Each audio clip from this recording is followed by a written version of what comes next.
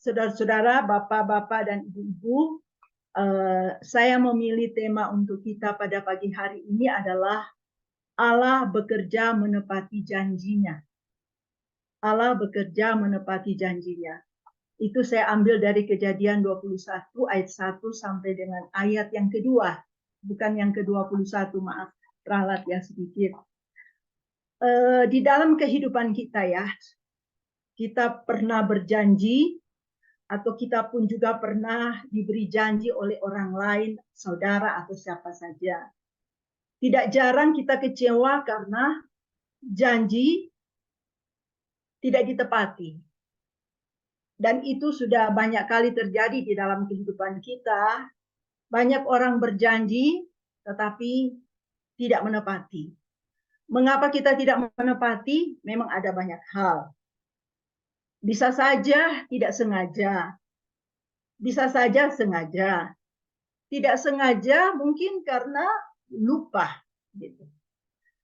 Tidak sengaja bisa juga karena dia tidak mampu. Kan manusia kita terbatas. Kita berjanji hari minggu depan misalnya kita mau ketemu, tetapi mungkin karena kita sakit atau ada halangan yang lain, nah kita terbatas di dalam hal itu. Jadi banyak kali kita berjanji tapi kadang-kala kita tidak bisa menepatinya. Tetapi kita mau belajar satu hal dari firman Tuhan yang sudah kita tahu, semua kita sudah tahu firman Tuhan ini, bagaimana Allah bekerja menepati janjinya. Nah, ada 3 poin yang saya ingin bawa kita untuk merenungkan firman Tuhan ini. Yang pertama kita akan, mari kita baca dulu firman Tuhan dari Kejadian 21 ayat 1 sampai 2. Firman Tuhan berkata demikian. Tuhan memperhatikan Sarah seperti yang difirmankannya. Dan Tuhan melakukan kepada Sarah seperti yang dijanjikannya. Maka mengandunglah Sarah, lalu ia melahirkan seorang anak laki-laki bagi Abraham dalam masa tuanya. Pada waktu yang telah ditetapkan sesuai dengan firman Allah kepadanya.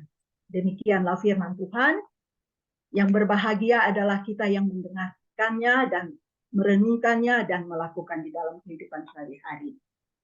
Nah, Bapak Ibu, seperti tadi saya katakan, saya akan bagi dalam 3 poin yang menjadi perenungan kita pada pagi hari ini. Yang pertama kita akan lihat janji Tuhan yang harus ditepati. Artinya, apa janji Tuhan yang Tuhan berikan kepada Abraham ya dalam konteks ini. Kemudian yang kedua kita akan melihat waktunya Tuhan menepati janji. Dan yang ketiga kita akan melihat alasan Allah menepati janjinya. Jadi di sekitar 3 poin ini kita akan renungkan, dan poin saya di dalam 3 poin ini adalah membawa kita untuk melihat ke arah pelayanan, ya. Mungkin juga di dalam keluarga kita melihat ya, tapi yang utama dalam firman Tuhan ini saya membawa kita untuk melihat tentang janji Tuhan di dalam pelayanan. Nah, yang pertama yang kita akan lihat janji Tuhan yang harus ditepati, atau pertanyaan, apa janji Tuhan kepada Abraham? Kalau Tuhan mau menepati janji, berarti kan ada janji yang diberikan. Nah, kita akan melihat di dalam teks firman Tuhan yang baru kita baca. Nah, ada 3 frase ya yang saya lihat yang diulang di sini, yaitu frase yang seperti yang difirmankannya. Kalau kita lihat di dalam ayat 1 dan 2 tadi, seperti yang difirmankannya, seperti yang dijanjikannya, kemudian sesuai dengan firman Allah kepadanya. Nah, berarti apa? Berarti ada yang Allah katakan kepada Abraham. sebagai janji. Ada sesuatu yang Allah sudah berbicara, yang Allah sudah firmankan, yang Allah sudah janjikan, yang Allah sudah firmankan kepada Abraham dalam konteks ini ya. Nah, hal itu kita bisa mundur ke belakang melihat pasal 12 dari Kejadian. Dan kita semua sebagai hamba Tuhan, saya tahu kita semua sudah pernah, bahkan kita pernah mengkhotbahkan juga firman Tuhan ini. Di dalam Kejadian 12 ayat 1 sampai 3 antara lain, saya tidak baca semua, Tuhan bilang begini kepada Abraham, "Aku akan membuat engkau menjadi bangsa yang besar dan memberkati engkau, dan engkau akan menjadi berkat. Dan olehmu semua kaum di muka bumi akan mendapat berkat." Nah ini poin, salah satu janji yang diberikan Tuhan kepada Abraham. Dan kemudian di dalam pasal 17 ayat 2 dan 4 itu mengatakan begini, "Aku akan membuat engkau sangat banyak." Itu kan berarti keturunan. "Aku akan membuat engkau sangat banyak." Dan kemudian engkau akan menjadi bapa sejumlah besar bangsa. Nah sekali lagi berarti ada janji tentang keturunan. Kemudian di dalam ayat pasal 18 ayat yang ke-10, Tuhan bilang begini, "Sesungguhnya aku akan kembali tahun depan mendapatkan engkau, dan pada waktu itulah Sarah istrimu akan mempunyai seorang anak laki-laki." Ini janji Tuhan kepada Abraham, bahwa Abraham akan punya keturunan. Dan keturunannya itu akan menjadi berkat, akan menjadi terang bagi dunia. Nah, memang dalam renungan kita saya tidak akan bahas keseluruhan bagaimana Tuhan menggenapi itu, karena itu kan nanti kepada Israel dan puncaknya kepada Tuhan Yesus. Nah, Bapak Ibu yang saya kasihi di dalam Tuhan Yesus, kalau kita melihat firman Tuhan ini, Allah punya janji dengan Abraham.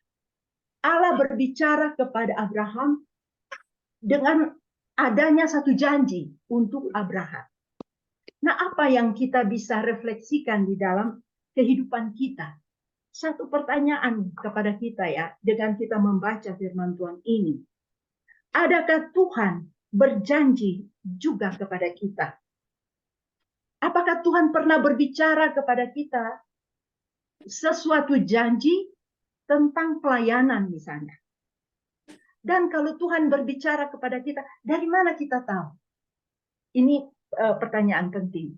Dari mana kita tahu bahwa itu janji Tuhan kepada kita, kepada pelayanan kita? Nah, pada zaman PL, zamannya Abraham, kita melihat Allah bergaul, Allah berbicara secara langsung kepada Abraham, kepada orang-orang tertentu pada waktu itu. Kemudian pada zaman Tuhan Yesus berbicara secara langsung kepada para muridnya. Dan juga berikutnya setelah itu kita melihat Allah berbicara melalui kitab nabi-nabi, dan juga Allah berbicara melalui Roh Kudus. Dan sekarang kepada kita, zaman sekarang, Allah berbicara melalui Alkitab, melalui kitab suci dan Roh Kudus. Dan di dalam Alkitab itu kita akan melihat ada begitu banyak janji Tuhan untuk kita. Nah, Bapak Ibu yang saya kasihi di dalam Tuhan Yesus, pertanyaan saya tadi itu, dari mana? Bagaimana kita tahu bahwa Allah sedang berjanji kepada kita?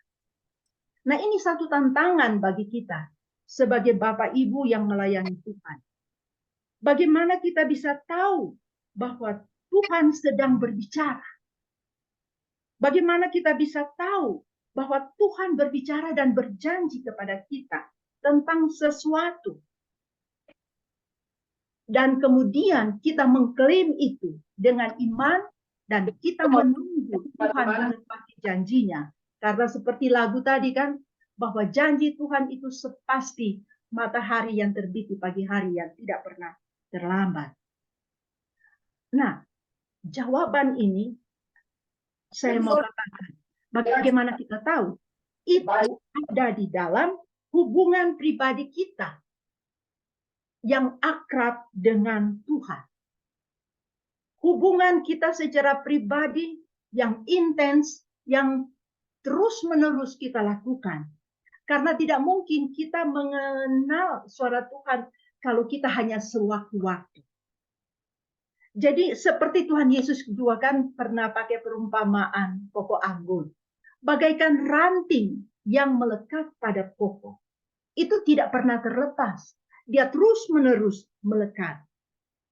Di mana terjadi satu relasi yang tidak tergantikan oleh apapun. Sekali lagi saya mau mengatakan ini penting bagi kita sebagai hamba Tuhan. Hubungan yang akrab dengan Tuhan itu tidak tergantikan oleh apapun juga. Kita mendengar Tuhan berbicara dan Tuhan mendengar kita berbicara. Itu relasi. Relasi yang intens, yang terus-menerus kita lakukan. Itu tidak bisa tergantikan. Selalu saya mau mengatakan itu. Kita ingat dulu waktu Maria ketika menerima Tuhan Yesus di rumahnya. Apa yang dia lakukan? Dia duduk di bawah kaki Yesus untuk mendengar Tuhannya berbicara kepadanya. Dan Tuhan Yesus bilang begini sama dia. Hanya satu saja yang perlu. Maria telah memilih bagian yang terbaik yang tidak akan diambil daripadanya. Itu Lukas pasal 10 ya, ayat yang ke-42. Jadi Maria duduk di bawah kaki Tuhan. Mendengar apa yang Tuhan katakan. Nah ini juga bagi kita. Adakah kita sebagai hamba Tuhan, kita duduk diam, mendengar dia berbicara. Atau kita sibuk, dan seterusnya. Dan kemudian kita ingat juga Tuhan Yesus. Di dalam kesibukan dia yang luar biasa dalam pelayanan. Dia masih mencari waktu ke tempat yang sunyi, ke tempat yang sepi, dia bersekutu dengan Bapa. Dan bahkan juga dia pernah ajak para muridnya, di dalam kesibukan itu dia bawa mereka ke tempat yang sunyi, untuk dia hanya bersama dengan murid-murid hanya bersama dengan. Jadi itu luar biasa. Nah, bagi kita Bapak Ibu, saya tahu kita sebagai hamba Tuhan, apalagi kalau kita pegang jemaat, ataupun juga tugas yang lain. Kita dapat dikatakan orang-orang yang super sibuk. Kalau saya suka pakai begini ya, kalau bapak-bapak itu sibuk, dia cuma sibuk dalam pelayanan. Di rumah tangga oke. Tapi kalau seorang ibu, sebagai gembala, ya dia pikir jemaat, tapi nanti pulang rumah dia pikir tentang jemaat dan sebagainya.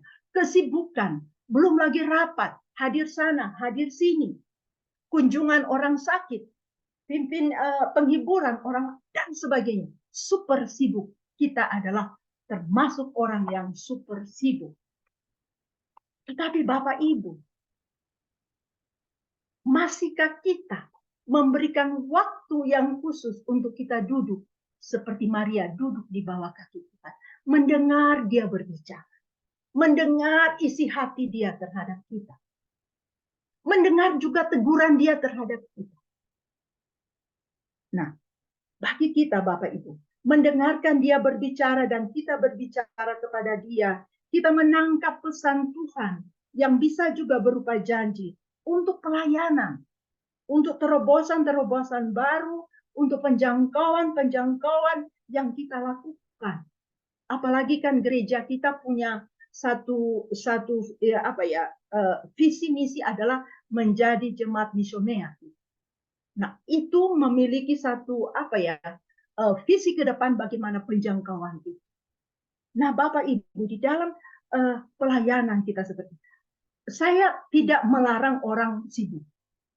Saya tidak mendiskreditkan mereka. It's okay semuanya. Ya. Tetapi, masihkah kita punya waktu dengan jemaat Efesus yang disampaikan pada waktu di dalam Wahyu pasal 2, itu menjadi peringatan bagi kita. Jemaat Efesus adalah jemaat yang sangat sibuk, aktif luar biasa. Dan Tuhan bilang, aku tahu pekerjaanmu. Tapi kemudian Tuhan bilang, aku mencelakan.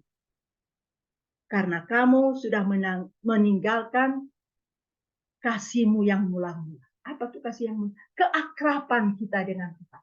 Waktu kita jatuh cinta dengan Tuhan kan luar biasa. Kita akrab dengan Tuhan. Kita berdoa, kita punya waktu mendengar dia berbicara. Ya. Nah, sehingga dapat dikatakan waktu bersama dia tidak bisa tergantikan oleh apapun juga. Tidak mungkin kita pegang janji Tuhan kalau kita tidak pernah mendengar dia berbicara. Poin yang kedua, waktunya Tuhan menepati janjinya. Kalau tadi kita mencoba melihat apa janji Tuhan dan kita harus punya waktu untuk mendengar janji Tuhan itu. Yang kedua, kita melihat waktunya Tuhan menepati janjinya. Dan khususnya di dalam firman Tuhan ini, saya lebih fokus kepada bagaimana janji Tuhan tentang Abraham, keturunannya. Memang di dalam Kejadian 12 itu kan kita melihat janji Tuhan untuk Israel menjadi terang bagi bangsa-bangsa, dan kemudian puncaknya Tuhan Yesus yang menjadi terang bagi dunia ini. Nah, di dalam Kejadian pasal 18 ayat yang ke-10 mengatakan begini, sesungguhnya aku akan kembali tahun depan mendapatkan engkau, dan pada waktu itulah Sarah istrimu akan mempunyai seorang anak laki-laki. Nah, tahun depan itu usia Abraham dan Sarah itu yang satu 100, Abraham 100 tahun, dan kemudian Sarah 90 tahun. Dalam pasal 21 yang kita baca tadi, itu mengatakan begini, dalam masa tua, dan ini diulangi dalam ayat yang ke-7, masa tua, pada waktu yang telah ditetapkan Allah. Waktu ini adalah 25 tahun kemudian setelah Allah memberikan janji kepada Abraham bahwa dia akan mempunyai keturunan. Makanya kalau kita lihat, Paulus pernah juga mengatakan di dalam Roma pasal 4 ayat yang ke-19 bahwa tubuh Abraham itu sudah sangat lemah dan rahim Sarah telah tertutup, sudah tertutup. Nah, Bapak Ibu, sesungguhnya dari mata kita manusia, waktunya sudah tidak tepat. Ya, kalau kita melihat, ya Tuhan, sudah terlambatlah Tuhan. Mereka sudah tua. Sudah terlambat, sudah tidak tepat. Mereka sudah 100 tahun dan 90 tahun. Sudah terlanjur tua. Jadi mana mungkin? Itulah sebabnya mereka tertawa. Karena tidak mungkin gitu loh. 100 tahun dan 90 tahun. Tetapi di dalam pasal 18 ayat yang ke-14 mengatakan begini.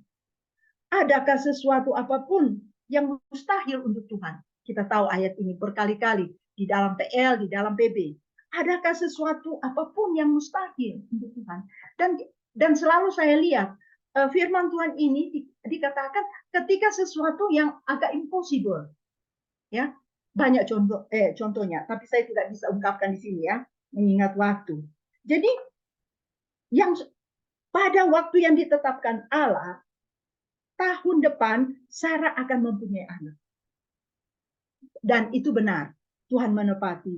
Benar-benar Sarah melahirkan seorang anak laki-laki. Allah bekerja. Allah bekerja tidak bergantung kepada kondisi.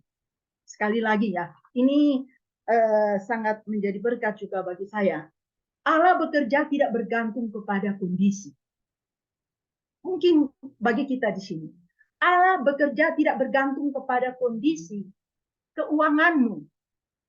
Allah tidak bekerja bergantung kepada kemampuanmu, dan seterusnya, dan seterusnya. Janji Tuhan ini luar biasa. Janji Tuhan ditepati di tengah-tengah kemustahilan. Ini bagi kita, ya. Janji Tuhan ditepati di tengah-tengah kemustahilan. Sebagai refleksi bagi kita, apakah Tuhan pernah beri janji untuk kita, untuk sebuah pelayanan, untuk sebuah terobosan, untuk sebuah penjangkauan?